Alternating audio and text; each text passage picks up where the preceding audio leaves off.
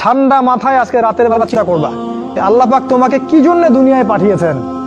একটু চিন্তা করবা, 1 মিনিট একটু চিন্তা করবা যে তুমি পৃথিবীতে নাই, তুমি পৃথিবীতে নাই, তুমি মারা গেছো। চিন্তা করবা তুমি মারা গেছো। তুমি যে মারা গেছো পৃথিবীর কারো কোনো সমস্যা হচ্ছে কিনা? তুমি যে মারা গেছো পৃথিবী কি থেমে আছে? তোমার পরিবার থেমে থাকবে? তোমার শিক্ষা, তোমার বন্ধু বান্ধব, তোমার আত্মীয় স্বজন কেউ থেমে থাকবে? কেউ থেমে থাকবে না। তুমি পৃথিবীতে থাকো বা না থাকো কারো কিছু আসে যাবে না। আল্লাহ পাক তোমাকে যে পৃথিবীতে রেখেছেন একটা সুযোগ খালি দিয়েছেন যাতে তুমি আল্লাহর দ্বীনের জন্য কিছু করতে পারো। এটাই আল্লাহ তোমার কাছে চান, আর কিচ্ছু চান না।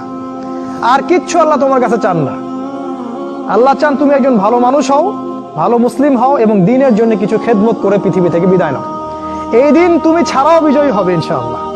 তুমি থাকো বা না থাকো এই দিন কিন্তু বিজয়ী হবেই। হয় তোমাকে নিয়ে হবে অথবা তোমাকে ছাড়াই হবে। জীবনের উদ্দেশ্য ফিক্স করো, জীবনের উদ্দেশ্য একটাই, জান্নাত।